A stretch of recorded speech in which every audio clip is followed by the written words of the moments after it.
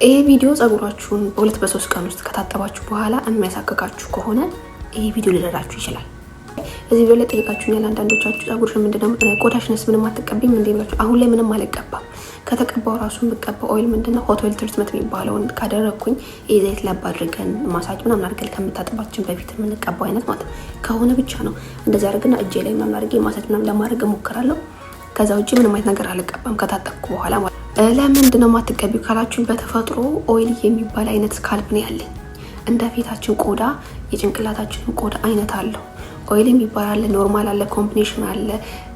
ከዛ ደግሞ የባሰው ደግሞ ምን አለ? ኖርማል አለ፣ ኮምቢኔሽን አለ፣ ድራይ አለ።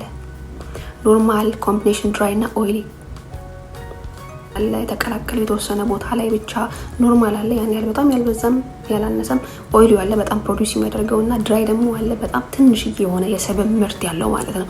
እያንዳንዱ ጸጉራችን ቀዳዳ ላይ ግላንዶች አሉ ይሄንን ለማምረት የሚረዳ ማለት ነው። እነሱ የኛን ጸጉር ሞይስቸራይዝ ለማድረግ ብቻ ሳይሆን ያንን አካባቢ ፕሮቴክት ለማድረግ ነው የሚመነጩት። ሲስተሙ ሰውነታችን የሚሰራው። ስለዚህ ሁላችንም የተለያየ አይነት ነው ያለን። ይሄ የሚወሰነው በዘር ሊሆን ይችላል፣ ስትረስ ሊሆን ይችላል፣ በጣም ኦቨርሊ ከመታጠብም ሊሆን ይችላል፣ በጣም ኃይለኛ የሆኑ ሻምፖዎችም ከመጠቀም ሊሆን ይችላል።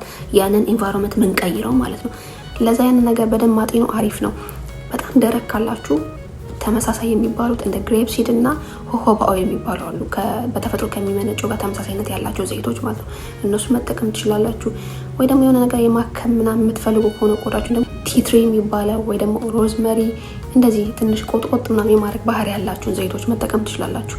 እንደዛ እያደረጋችሁ ቼክ አድርጉ እንጂ ጸጉራችሁ በጣም በተፈጥሮ በጣም ብዙ እያመረተ ከዛ ደግሞ እናንተ እያነሳችሁ በተለይ እንደዚህ ወፍራም ዘይቶች እንደ ካስተር ኦይል ምናምን ነገር ቀጣም ትቀቡ ከሆነ ወይ ደግሞ ወፍራም ቅባቶች ጭቃ ቅባት ቫዝሊን ምናምን ቆዳችሁ የምትቀቡት ከሆነ ይደፍነዋል። ያ ደግሞ ያሳክካችኋል። የባሰ ፎርፎር የሚመስል ነገር ደግሞ ይመጣባችኋል። ይሄ ደግሞ ጠቅለል ሲል የጸጉራችን እድገት ያዘገየዋል ማለት ነው። ለዛ መጀመሪያ የቆዳችን ታይፕ እዩና ተቀቡ አይሻልም?